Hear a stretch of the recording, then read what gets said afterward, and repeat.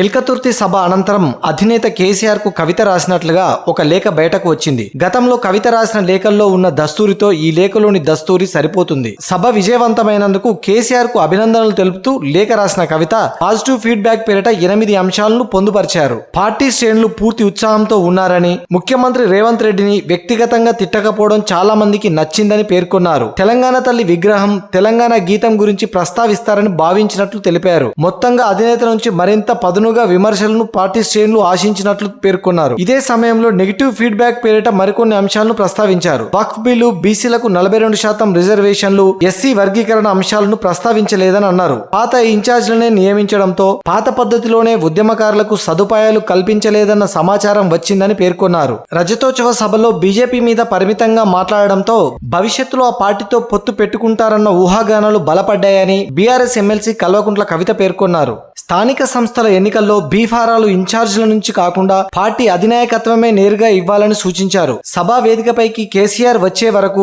మొదటి నుంచి ఉద్యమంలో ఉన్నవారితో మాట్లాడించి ఉంటే బాగుండేదన్నారు. ధూమ్ధామ్ కార్యకర్తలను ఆకట్టుకోవడంలో విఫలమైందని కవిత తెలిపారు. బీజేపీని గట్టిగా టార్గెట్ చేయాలని వ్యక్తిగతంగా తాను కూడా అనుకున్నానని, వారి బాధితురాలని కాబట్టి అలా అనుకొని ఉండవచ్చునని తెలిపారు. క్షేత్రస్థాయిలో కాంగ్రెస్ విఫలమైందని, బీజేపీ ప్రత్యామ్నాయం అవుతుందేమోనన్న ఆలోచనలో పార్టీ శ్రేణులు ఉన్నాయని అన్నారు. ఎమ్మెల్సీ ఎన్నికల్లో పోటీ చేయకుండా బీజేపీకి సహకరించామన్న భావనను కాంగ్రెస్ పార్టీ బలంగా తీసుకెళ్తుందని చెప్పారు. ఈ పరిస్థితిని అధిగమించేందుకు నిర్దిష్ట కార్యక్రమాలు ఇస్తారని లేదా మార్గనిర్దేశం చేస్తారని అందరూ భావిస్తున్నట్లు తెలిపారు. జెడ్పీ చైర్మన్, ఎమ్మెల్యే స్థాయి నాయకులు కూడా చాలా మంది మిమ్మల్ని కలవడం లేదని బాధపడుతున్నారని పేర్కొన్నారు కవిత. అందరికీ అందుబాటులో ఉండాలని సూచించారు. కనీసం ఇప్పుడైనా 1-2 రోజుల పాటు పార్టీ ప్లీనరీ నిర్వహించాలని కవిత సూచించారు. ఈ విషయాలపై కాస్త సీరియస్ గా ఆలోచించాలని తండ్రి కేసీఆర్ కు ఎమ్మెల్సీ కవిత సూచించారు. సుదీర్ఘంగా లేఖ రాసినందుకు కేసీఆర్ కు కవిత క్షమాపణలు చెప్పారు.